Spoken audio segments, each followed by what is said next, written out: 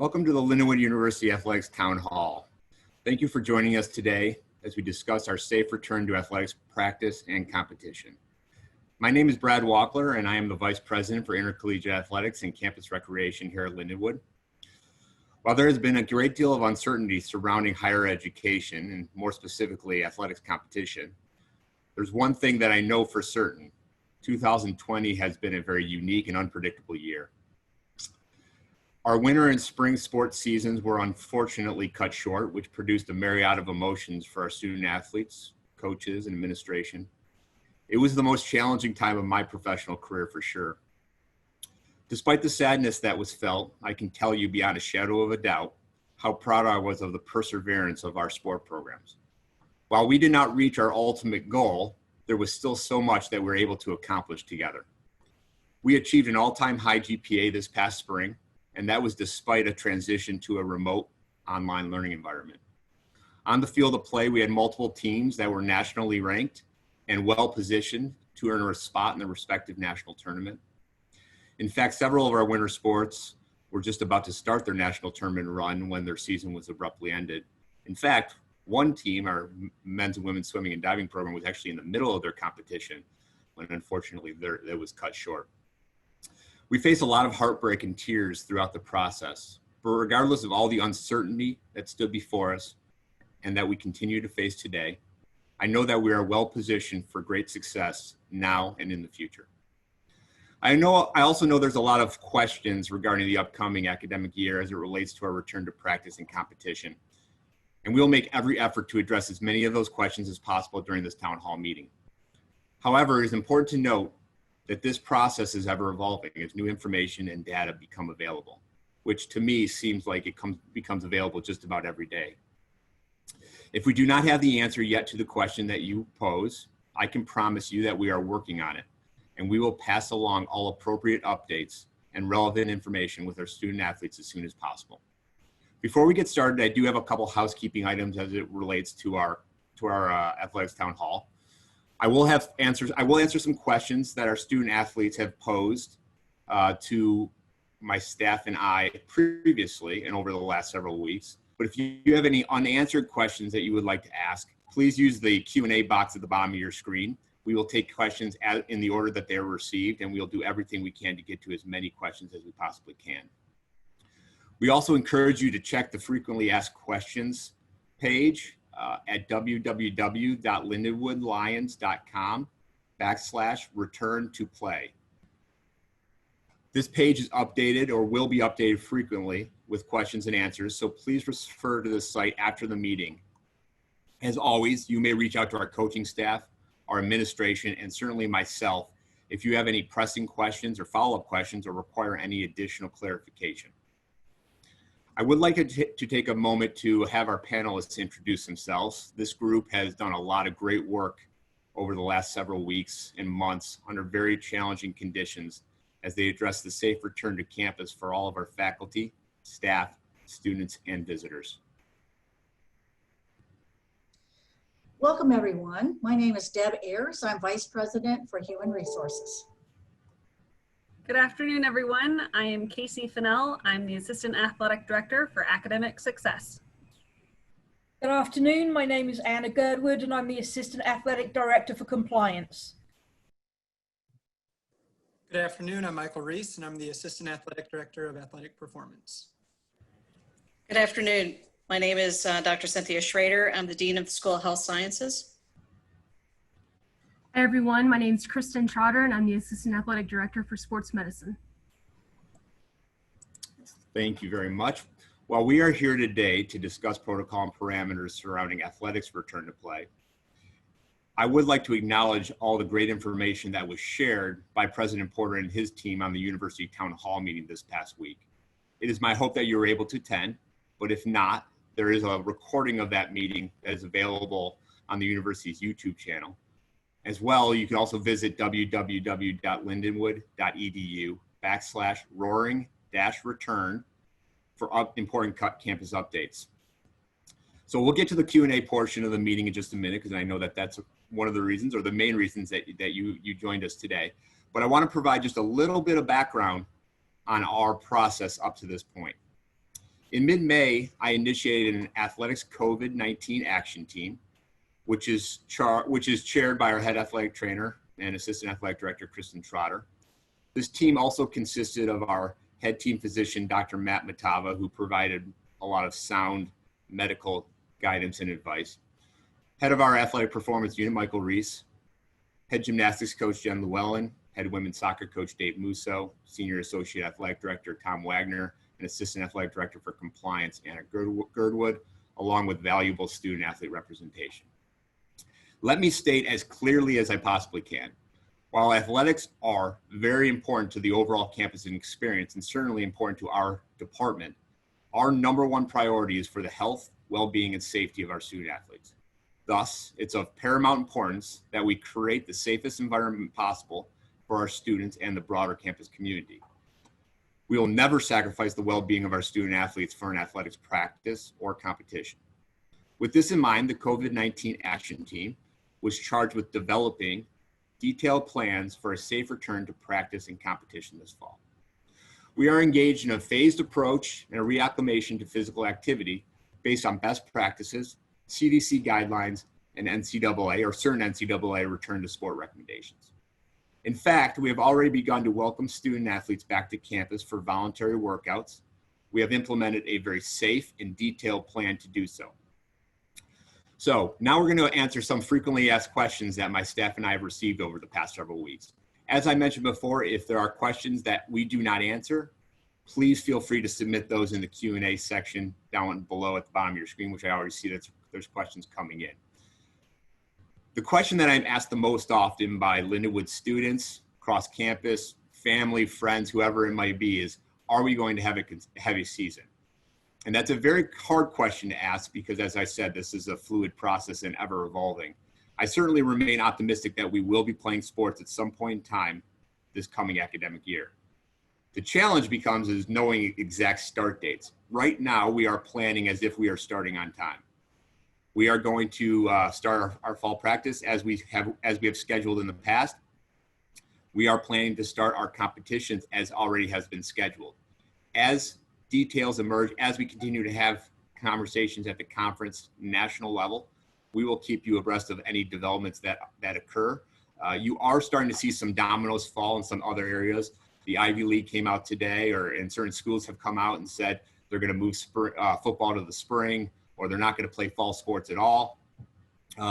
So we obviously have not taken that step, nor will we up to this point. But again, as I said, there's evolving information as we go through. So at this point, I will reiterate, we do plan to start on time, and that is our goal at this point. Another question that I get quite often is, when will we be allowed back on campus? And when I do come back, will I be tested? So again, there's no changes to your move-in dates. So your move-in date that was set this spring is not changing. So for those fall sports that will be practicing in August, you have a set move-in date. I'm not going to go through every sport individually, but I certainly, if you do not know your move-in date, I encourage you to reach out to your coach and they have it readily available. For those sports that are winter or spring season, your move-in date too has not changed. So everything is on course for an August 24th start date for on-ground instruction. Now, when I do come back to campus, the question is, will I be tested? We are not testing our student athletes, and we are not testing our general students for COVID-19. Having said all of that, we do have a partnership with Total Access Urgent Care right across the street that will provide testing. If you do have possible symptoms and require a test, that's where we will encourage you to go. We've received, again, a lot of medical advice from our team physician and others that if you are not planning to test on a daily basis or every couple days or every week, that first baseline test doesn't do a whole lot of good because unfortunately we don't live in a bubble. And so you may test negative one day and then you could possibly test positive 3 days later. So we thought it's best to monitor symptoms, self-track and check, but we will not be testing. There are a lot of questions that are surrounding the status of our international students, not just in athletics, but across the entire campus and frankly, across the entire nation. I wish that I had all the answers here. However, we will continue to track the developments and updates, but there's still a lot that is unknown at this point, such as, will visas be issued prior to the start of the school year? What impact will the travel ban that either my country or the U.S. has instituted? Those are questions that unfortunately we just don't have the answers to right now. We're continuing to track developments and trying to get as much information as we possibly can.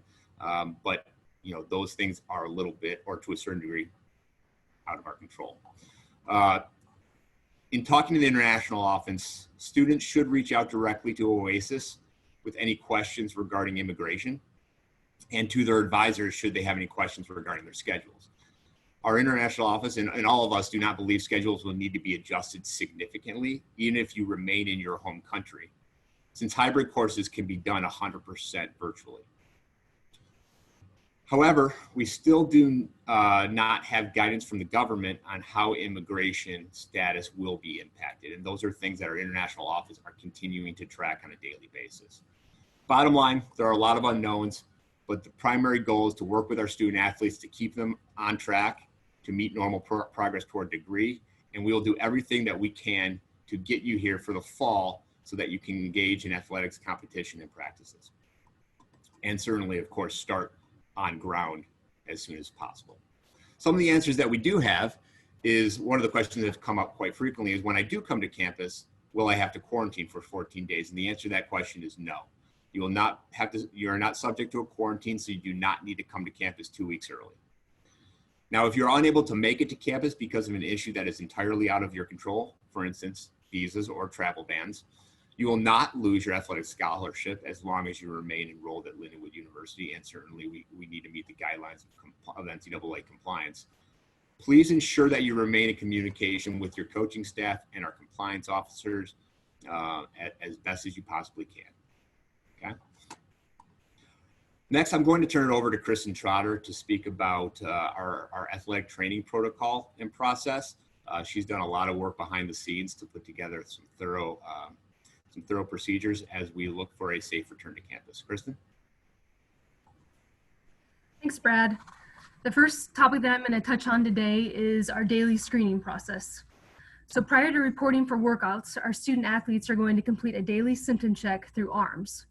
If the student athlete is symptom-free, they will report to a member of the athletic training staff to get their temperature taken. If they do not have a fever and they're symptom-free, they will be cleared to participate in workouts that day. If the student is symptomatic or has a fever, we will follow university protocols and have the student athlete leave our facilities and call the Student Health Center for further instructions on what to do next. Another big topic as of late has been what the physical process will look like this year. Due to social distancing guidelines and spacing concerns, we decided that for this upcoming year to require all new student athletes to get an athletic physical with their primary care provider at home before they return to campus. Once that new student athlete gets to campus, they will report to a member of the athletic training staff with their completed physical, and they'll also do baseline concussion testing then. For returning student athletes, you do not need to complete a physical while you're home. The athletic training staff will meet with each returner individually and go over your forms that will be completed in Viviture.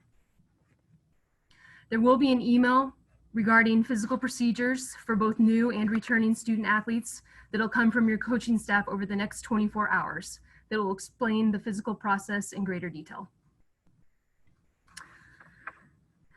My next topic is the athletic training room.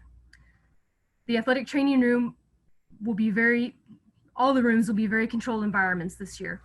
In order to maintain social distancing requirements, all treatments, rehabs, and evaluations will need to be scheduled ahead of time with your athletic trainer. No walk-in appointments will be allowed. For those of you that are completing post-surgical rehabilitations, we are planning to require that you complete that rehab off campus at a physical therapy clinic. We are happy to help you with this scheduling when you get back to campus. Lastly, we will unfortunately not be able to offer ice baths or Normatec use for at least the fall semester. We realize that many of you like to utilize these treatments. However, in order to maintain a safe environment, we will not be able to offer those services. The last question I'm going to address that's come up many times is, what happens if there's a positive case on my team? When someone does have a positive case, we will follow CDC guidelines and university protocols, and that student will be quarantined for 14 days. Contact tracing would then be initiated and conducted by the St. Charles County Health Department, and they will determine if anyone else on the team would need to be tested or self-isolated. Brad, that's all I have for now regarding the athletic training department. Sounds good. Thanks, Kristen. We also had a lot of questions as it relates to athletic performance area and the utilization of the fitness center. Michael Reese, who's charged with who manages this unit, will discuss protocols that specifically relates to our strength and conditioning activities. Michael? Thanks, Brad. So I'm going to discuss the measures the athletic performance department will be taking to ensure a safe training environment for our student athletes. So first off, student athletes will be required to complete a guidelines quiz so they're familiar with the newer additional safety measures we're going to have in place. As Kristen mentioned, there's going to be a daily temperature or symptom checks athletic training. There will be a face mask requirement. So student athletes, they're going to be required to wear a mask to and from training sessions, and then social distancing isn't possible. However, they won't have to wear the mask during the training as long as that social distancing is in place.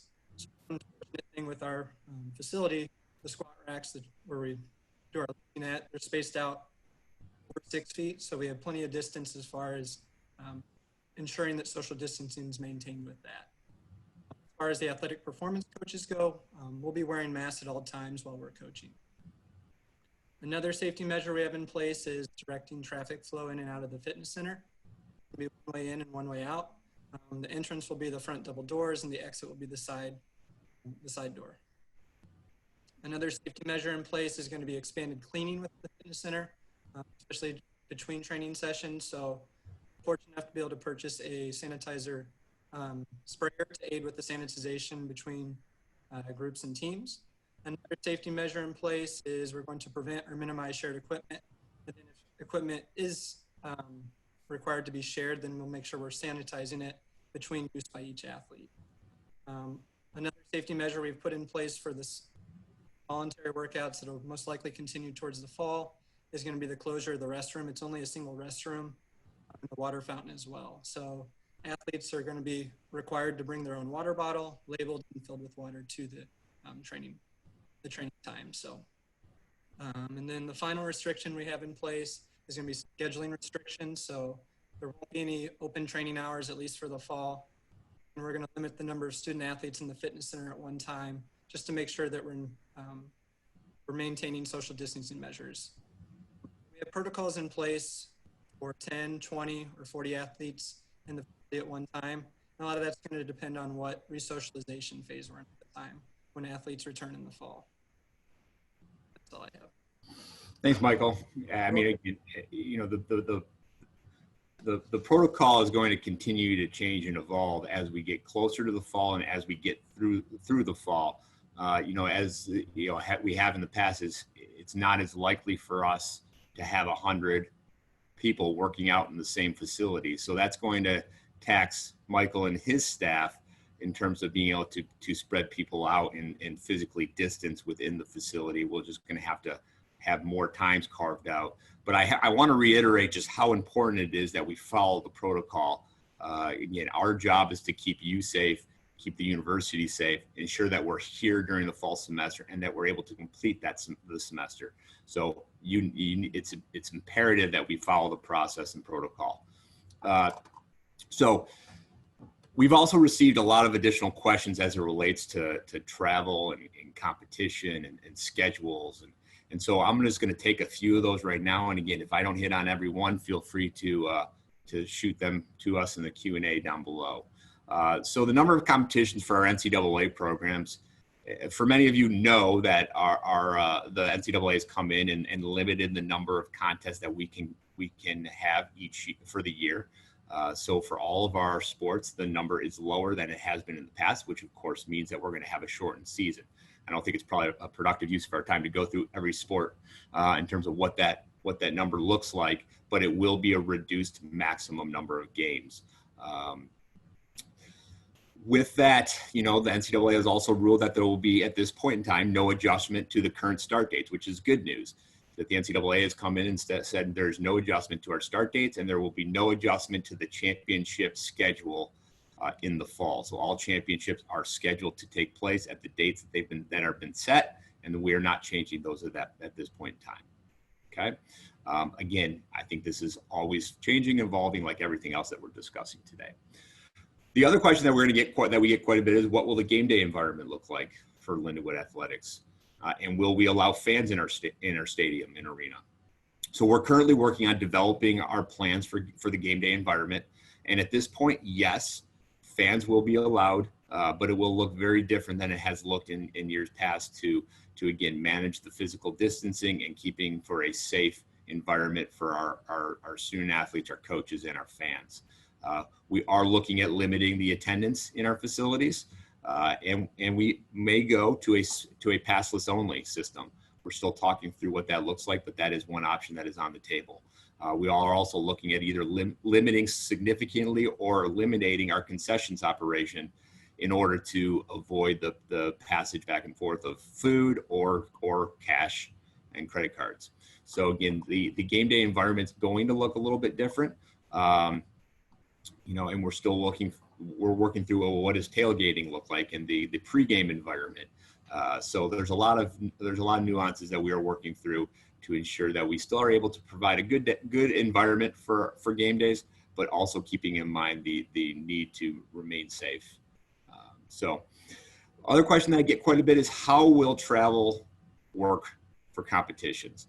That's a really interesting question, a very good question, one that we're continuing to work through. Certain factors that we're considering is limiting the number of people that are in a hotel room, changing the way that we eat and gather as a team, again, to maximize our ability to physically distance with one another, avoid overcrowding, and allow for physical distancing on bus and or vans. You know, the challenge with all of this is that you will be playing on a field or a court together. So we can't completely maintain a physical distance, obviously, at all times, but we can cut down on what we do in terms of how we travel and how we interact with one another.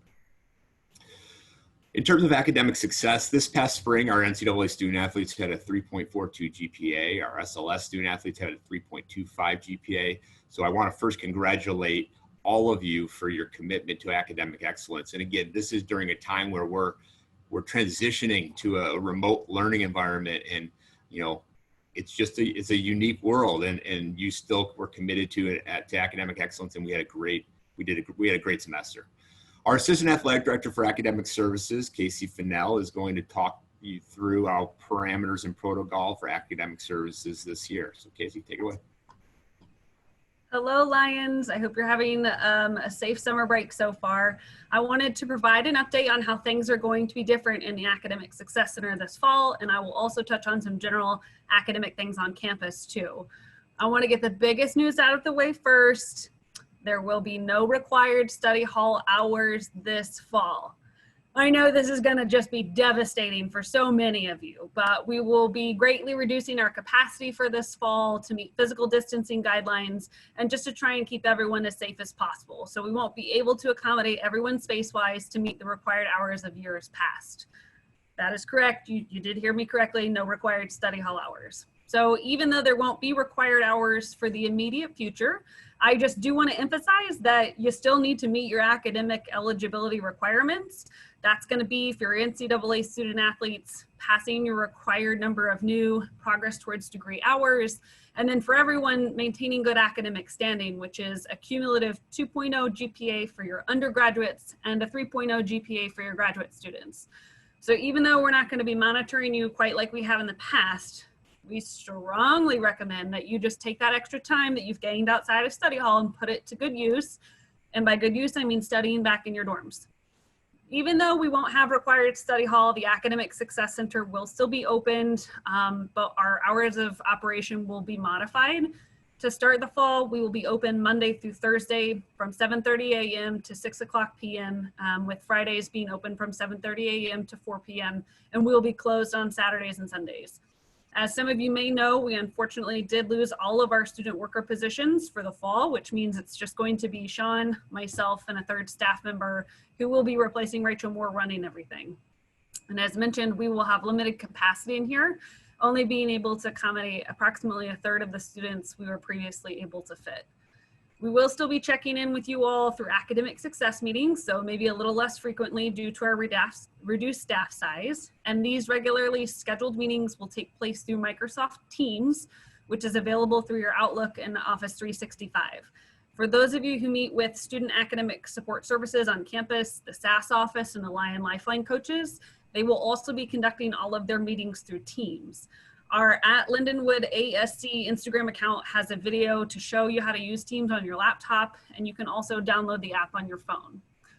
We will accommodate some walk-in appointments as our schedules allow and as space allows. We will have some procedures in place this fall that you'll need to pay attention to. Again, kind of like the field house, there's going to be certain entrances and exits, that kind of thing. But we're going to strongly encourage you to contact us electronically, either through email, cell phone, or through Teams, if you do need assistance. For all of our students who utilize tutoring services, all tutoring will take place virtually this year. In the Academic Success Center, our tutor positions have been eliminated, which means tutoring will go through the Student Academic Support Services office on campus. They're the ones located on the 3rd floor in the Lark. And potentially through Harmon for business classes. Those schools are still working through their student worker allocations at this time, so we'll know more as we get closer to school who's offering tutoring. Appointments will, again, all of that information on how to request appointments through campus, that will be, we'll get that information out as we get a little bit closer to the start of school. And then in addition, you all will still have access to the 24/7 tutoring platform available through Canvas, which offers free tutoring around the clock, as the name indicates, through a just massive assortment of classes. So most of your gen eds and a lot of your 300 level classes, they have help for on there as well. There is a limit on those hours right now, but we do have the opportunity to potentially accommodate you for more. So if you run out of hours in the fall, again, please contact someone in the SAS office or contact one of us in the Academic Success Center to get help in additional tutoring. And then with regards to classes this fall, I also just want to kind of like re-summarize what you may or may not have heard during the University Town Hall last week. Some classes will be making a permanent transition online. Again, that will be, you all will find that out soon if that affects any of your classes, if you haven't already been notified. And then the rest of the classes will be transitioning to a hybrid model. And this will allow students the opportunity to attend once a week in person if you so choose, or students may complete the class completely online. That means that you can have the opportunity to participate in class virtually through technology that's been installed in each classroom on the days that you can't attend, or you can participate, asking questions, view what's happening in live time, or you can complete the class, what they're going to call asynchronously from home. And that just means that even though it's listed as a hybrid class, you can still complete the class fully just like an online class, again, without any penalty to you. So for those of you who aren't able to make it back or aren't able to be on campus, you're still going to be able to complete your classes and your regular class schedule as well. For those of you who want to do the hybrid option and attend class once a week, your professors will have more information as we get a little bit closer and have that schedule set for you, because certain students will be designated to go on Tuesdays, certain students will be designated to go on Thursdays, and there will be changes to some class locations as well. So again, as those changes happen, advisors will be reaching out to you, making contact, and it will just be important to please be reading your email to get that information so you know what's happening and get all the latest updates. If you have questions that don't get answered today that happen to do with academics, please feel free to reach out to myself or Sean Nagel, to your coaches who have access to us, to the SAS office, your advisors. Again, we're all here to help you and get you through as successfully as possible this fall. Parents, please just remember that unless your child has signed a FERPA waiver, that we will not be able to answer grade or class or student specific questions for you. Students can sign a new FERPA waiver through their portal and turn it into academic services, but without that Buckley waiver on there, that FERPA waiver on there, we can only answer generic questions for you. And then one final reminder that isn't necessarily COVID related, but just while we've got y'all here, if you have dual credits, if you have AP credits, if you're a freshman coming in, or if you are a returning student that took classes elsewhere over this summer, please make sure to get all of those final transcripts in as soon as possible, and then just double check your fall schedules. If it looks like you're enrolled in a class that sounds like something you might already have credit for, please contact us, please contact your advisor and let them know so that you are not retaking classes that you've already completed. And that's what I've got from academics. Great. That's a lot of really good information, Casey. And I think with the hybrid format, and thank you for clarifying what that will look like and what that means. Our university is working really hard to provide for a really good experience, despite the fact that we're not going to be entirely on ground every single day of the week. We've implemented and installed OWL technology in each classroom, which will make for a more realistic online learning environment when you are not able to be in classes. And so our faculty is working really hard. And the spring was unfortunately, the spring was a good test run for what the fall will look like. So, it's going to look different, but we're still geared to provide a high level experience for all of our students. So from a compliance standpoint, I understand that many of us are subject to various conference guidelines and governing bodies. All of our teams will follow the guidelines that are for return to practice and competition set forth by the NCAA and Great Lakes Valley Conference, despite the fact not every program might be in the Great Lakes Valley Conference or the NCAA. When we look at return to play and competition, we're going to try to create a uniform approach. Our Assistant Athletic Director for Compliance, Anna Girdwood, will provide an update on relevant adjustments and or modifications at the national or conference level. Anna? Currently, like Brad said earlier, the majority of all of our sports will be having a reduced schedule. As things stand, we are planning on returning for normal in the fall and having our regular fall season, and also, like Brad said, having our championships as scheduled.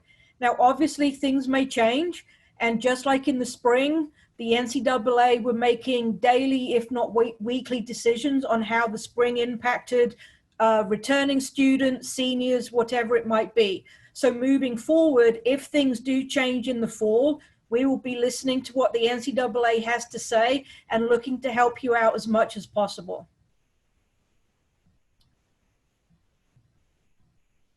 Brad, you're on mute. Yes, I am. Thank you, Anna. So it's my hope that we've been able to answer a lot of your questions. I see that there's a lot more. Some may be new, some may be duplicates, but we're going to try to run through as many of them as possible. We have about 41 questions so far in the Q&A. And again, if there are more to come up, feel free to ask. We're going to try to get through as many as possible. We got about 30 minutes left. I'll take some, and then I may distribute some to our panelists here to help answer some of those questions. So again, like I said, we already kind of addressed, and Michael already addressed, do we have to wear a mask while training? The answer to that question is no. I don't think that's necessarily feasible. You do have to wear a mask in and out of the facility, however, and in other various places around campus. But while you're training, you do not need to wear a mask. Okay. The second question, and a question that's not necessarily an easy one to answer, but is there a chance that athletes might be sent back home if this pandemic worsens? I'm going to let Dr. Schroeder chime in a little bit here as well, but ultimately, there's a lot of unknowns, right? Our goal is to start on time, get through the semester, and as we normally would. But unfortunately, there's a lot of things that are out of our control, but that's why we have to take a very steadfast approach to how we're managing this. But either Dr. Schroeder or Kristen, is there anything you'd like to share from the university perspective?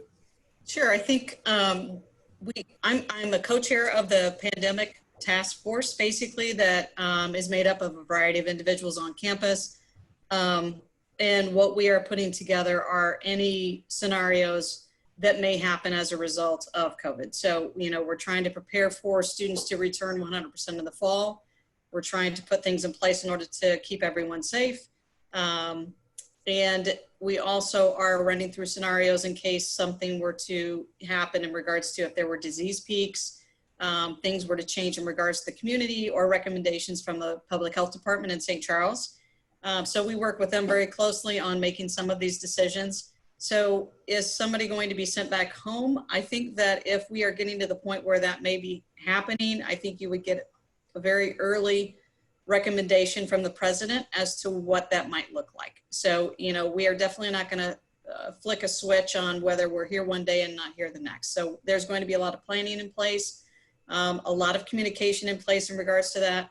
If for some reason, if a student is not able to return, if unfortunately we do need to go virtual prior to Thanksgiving, we have everything in place in order to maintain the dorms to remain open, to make sure the students are receiving any kind of food services that they need, any health services that they need. So all of those are going to be available whether that does happen. So, but hopefully that's just a worst case scenario.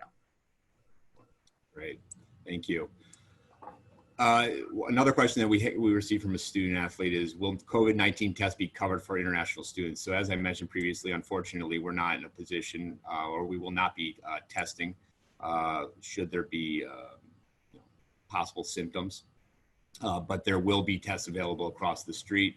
Generally speaking, and I will let others chime in if they know more than I do, but generally speaking, insurance, if you do have insurance, has covered these tests. But we will not be testing either our international students or any other students that come on campus. Another question Kristen, Brad, I was just going to throw this in for international students that are purchasing their own insurance plan this year. That is one thing I would highly recommend that you look into, is whether or not COVID-19 testing is available through that insurance plan.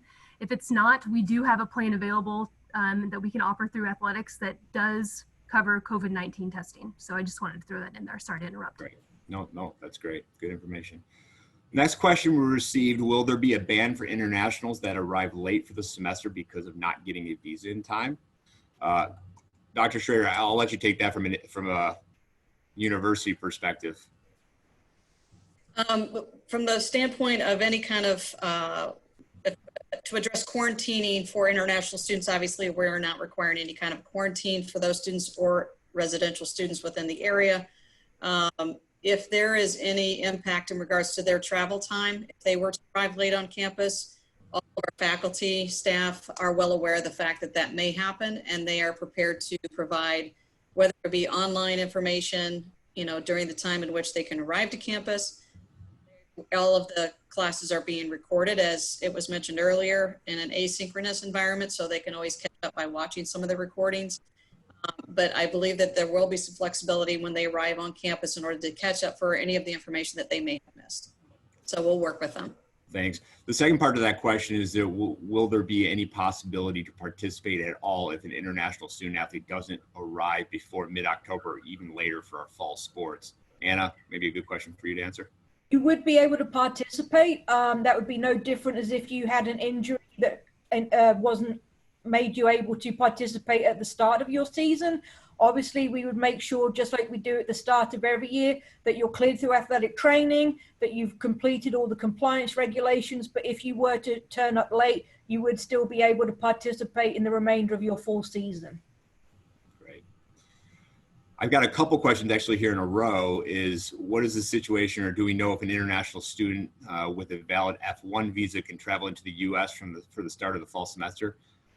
Unfortunately, I do not know the answer to that question. That is a question for our international office, but I've talked to our international office, and they've encouraged you to reach out directly to them, and they're happy to answer any questions that you may have. Another question we received is, will cheerleaders and dancers be performing at games, or will there be spectators? Again, as I answered that earlier, we are working through our game day environment right now and what that's going to look like. There's still some unknowns there, but actually this week, we're gonna have a finalized plan that we're gonna submit to our PPT team on campus and then to the president for his review. But it will look a little bit different. Our hope is that cheerleaders and dancers will be able to perform at least at halftime during our games, as will the band. But again, we're working through what the logistics look like there. Another question we have: is it possible to come back to campus and live in the housing dorms after Thanksgiving break, even though my season will have been ended by that time? It would make it a lot easier if this is possible for international students because of the form of security to know we will not be kicked off campus. I'll answer that question, Dr. Schroeder, again, from university perspective. Please feel free to chime in. The dorms will be open and housing will be open after Thanksgiving break.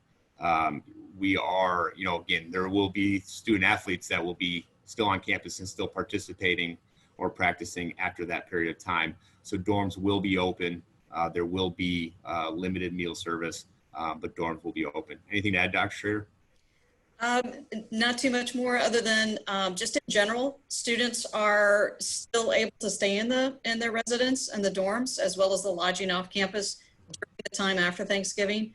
We strictly are just teaching virtually. So everything else that was maybe a campus event at that point in time, those may be canceled. But as for the learning environment, they're more than welcome to stay in the residence halls.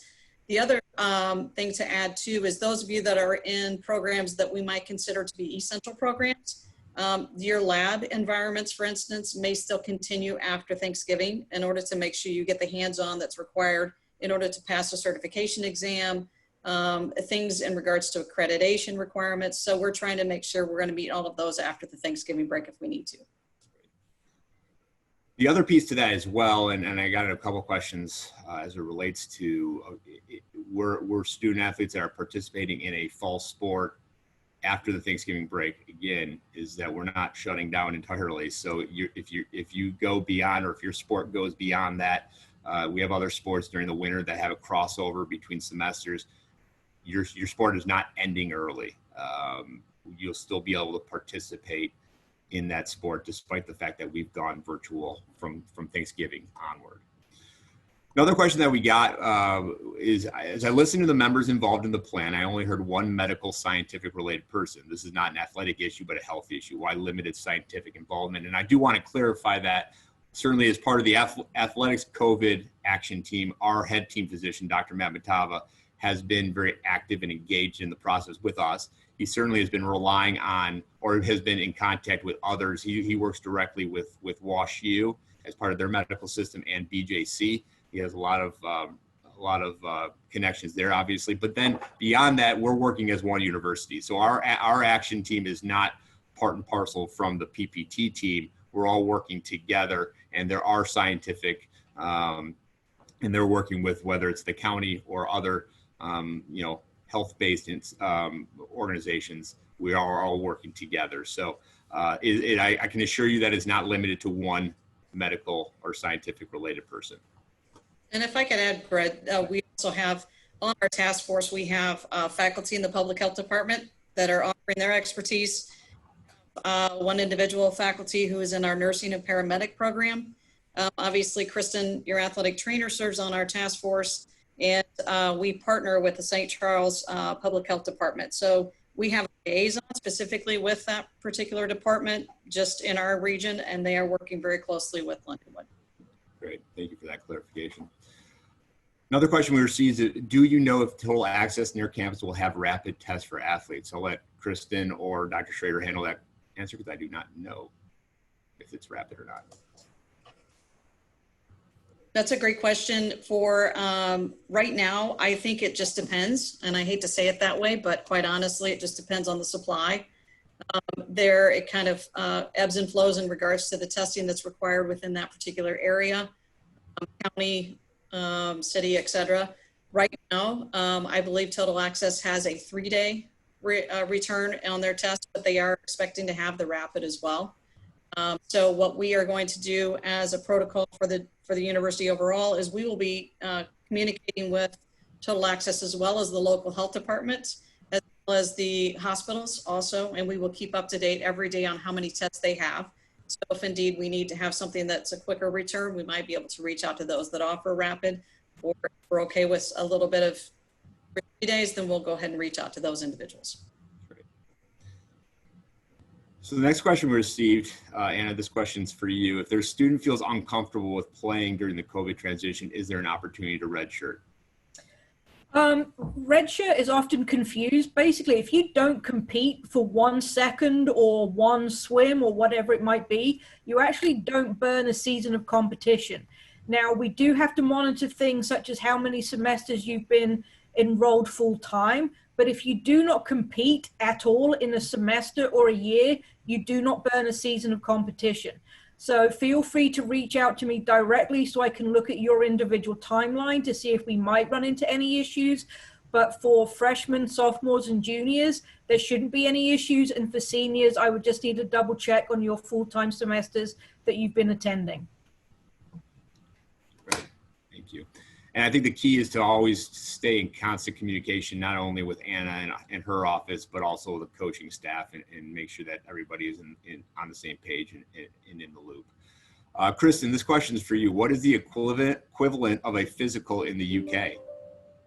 It's kind of like a trivia question.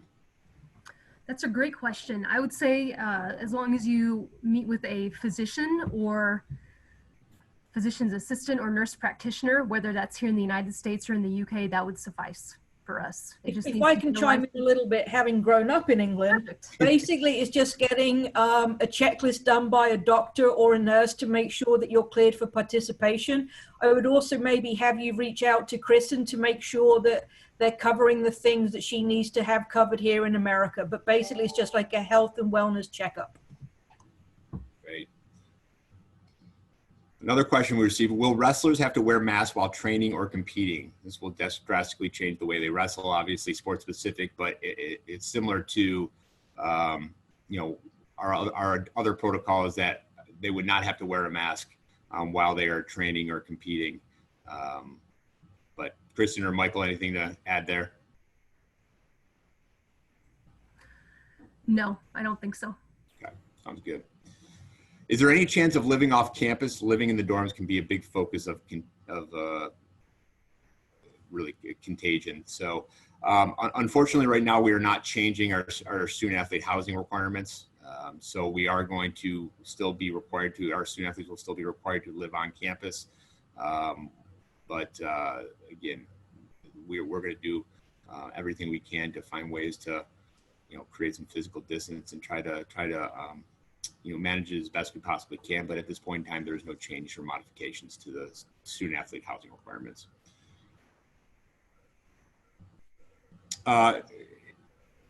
Dr. Schroeder, this is a good question for you. Could someone tell us what on-campus housing protocol restrictions will be in place in the dorms, lodges, or houses? Have we got to that point? Sure. Just so I can refer you also to, we will have some FAQs, but if you do go to the overall Lindenwood website and click on the COVID information, the return, a lot of questions you may have, you can refer to that and may be able to find out the answer. But basically, for the residence halls, there are going to be health checks that are going to be conducted by the ACs and the CAs on all students living in the residence halls. Students living in the houses should have temperature checks at the AC housing office or in one of the other designated health check stations, which would be across campus. Some of those will be located in Spelman, Evans, the Lark, and also in the SAC. So the university will also designate appropriate staff to complete the health checks at those particular areas. If the student's temperature is normal, a daily stamp will be provided to designate the student has passed the health check and should be allowed in campus facilities throughout the day and evening. So there's not this constant having to get a health check taken unless maybe in athletics there might be a different variation. If the student has a temperature, the student will be directed to return to their residence and make a virtual call to the campus health center to discuss those symptoms.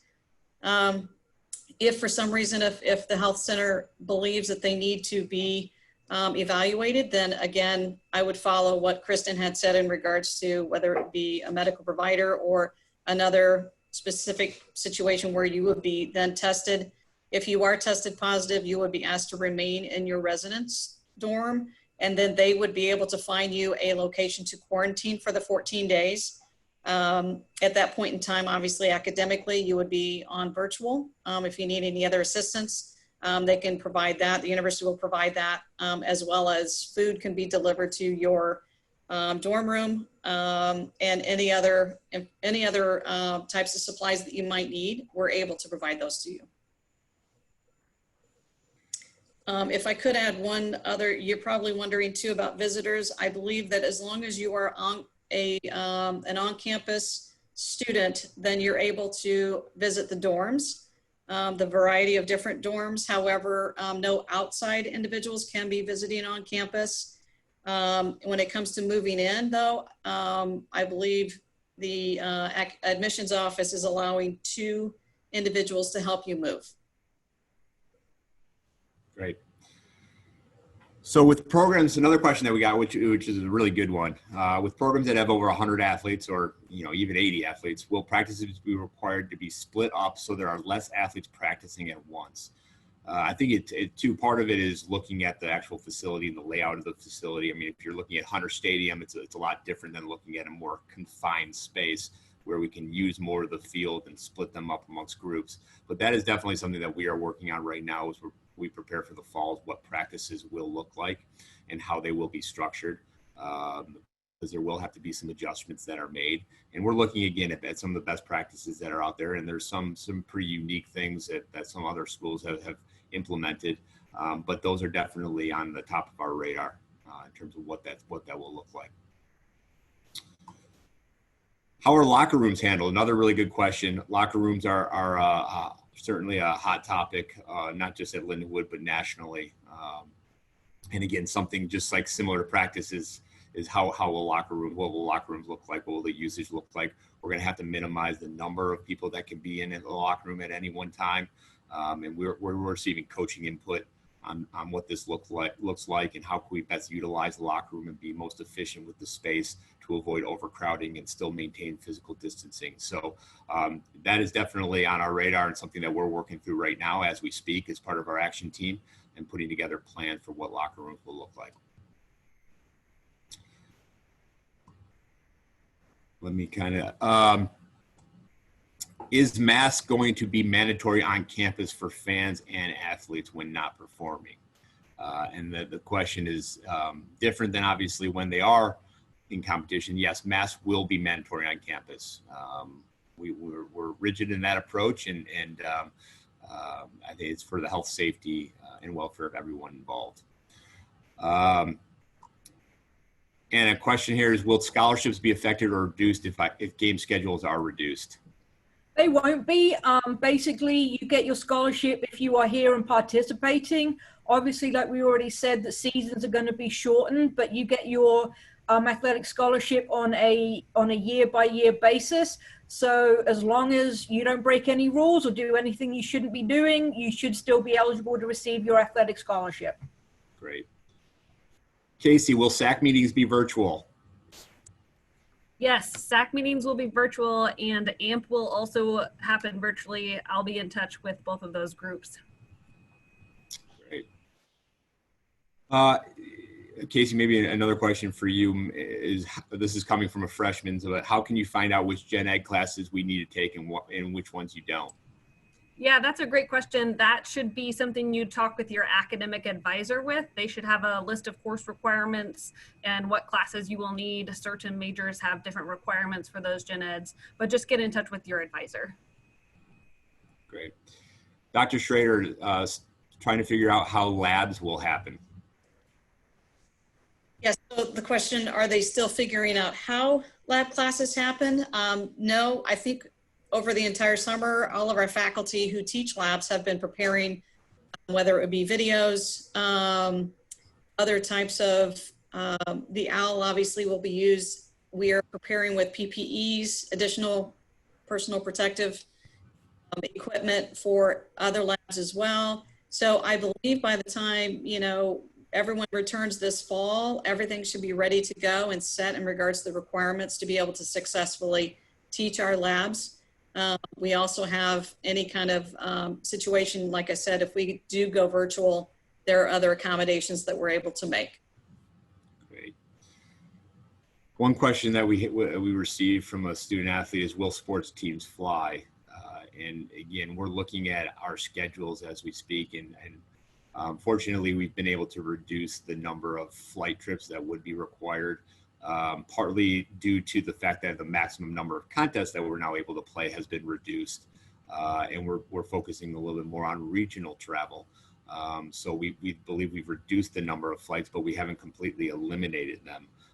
There are some sport programs, because of where they have to go, it is more likely that they will fly to those locations. But we're going to continue to evaluate that. And if we do fly, we're going to make sure that we're doing so in the safest possible fashion. Dr. Schroeder, will professors hold in-person office hours?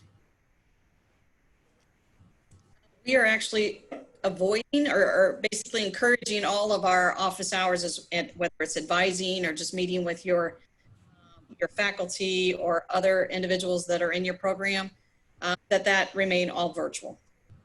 So we're going to limit any face-to-face in order to make sure everybody is able to physical distance and everyone's remains healthy and safe. Great. One question we received, will there be an increase in meal swipes for athletes or another food option for snacks since students are no longer able to sit and go back up to get more food? The food service will look a little different this year, obviously, and if you were on the town hall, talked a little bit about it. We will have a significantly reduced seating at Evans and Spelman, and everything will be packaged in to-go containers. But again, and Dr. Schroeder, feel free to chime in from a university perspective, but there will not be an increase necessarily in meal swipes for athletes. We are looking at, as we provided last year for all of our student athletes, is a nutrition station. We're not going to be doing the same level. We're not going to be providing the same level of service that we provided last year from that perspective. Could we look at modified nutrition options potentially? There's still a lot of unknowns there, but as anything, I certainly want all feedback, any positive or negative. If there's issues that you have, please let me know. Certainly don't want our student athletes to go hungry, and I don't believe you will. And we'll be sure to take care of you as best as we possibly can. But as you can imagine, the all you can eat that was in the past a couple of years ago, that would be hard to pull off anyways now. But going to more of a packaged meal is likely is the route that we're going, and what you're going to see at a lot of other universities that are going to follow suit. Dr. Schroeder, did I miss anything there from a food service perspective? No, I think you've covered most of it. The only thing with the physical distancing within the dining rooms, to make sure that everybody still remains 6 feet. You mentioned the packaged foods. We do have, the grab and go option, but everything's going to be packaged in order to make sure that the food remains safe. We will have the Grubhub option for delivery, and that I believe would be able to be taken from your account, your food account, if you would wish to do that. Great. We will take a few more questions as we're running out of time. We're right up against 3 o'clock here. One question that we received, which again, a good question, is will you be sharing COVID outbreak numbers? I think again, it's our goal is to minimize those numbers as much as possible, and to create a safe environment. But I think I don't know if it's necessarily sharing numbers, but ultimately having a very detailed plan should those numbers creep up, and how are we going to best manage it, and again, to keep our campus community safe. Kristen or Dr. Schroeder, if tested positive, where are they quarantined and how do they get their meals, etc.? Kristen, would you like to go ahead and answer that? So if you do test positive, we do have certain dorm floors that we do have reserved so many rooms in order to provide a safe environment for the students that still receive, food services, medical services, etc.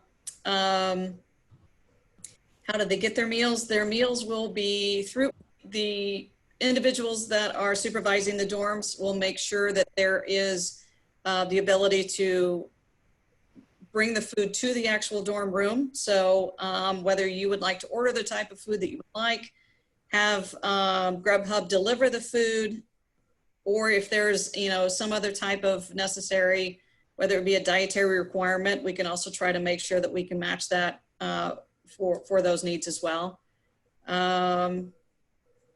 So if you're quarantined, you will be quarantined on campus. So I don't know if that helps with any of the questions that you may have, but for sure, follow up. We may still be able to provide more specific information later on. Great. One other question was, will face masks be provided by the school? And the answer to that question is yes. We will provide each student with a reusable, washable face mask upon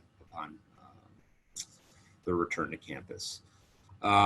So we received about 75 questions. So I appreciate everybody's questions. Unfortunately, we couldn't get to every single one of them, but we'll review them as a staff and make sure that we answer them one way or another, whether it's on our FAQ page or reaching out individually to people or coaches reaching out, because I want to make sure that we're able to answer every single question that you have and that you have asked, so we can provide all the information that we have to date.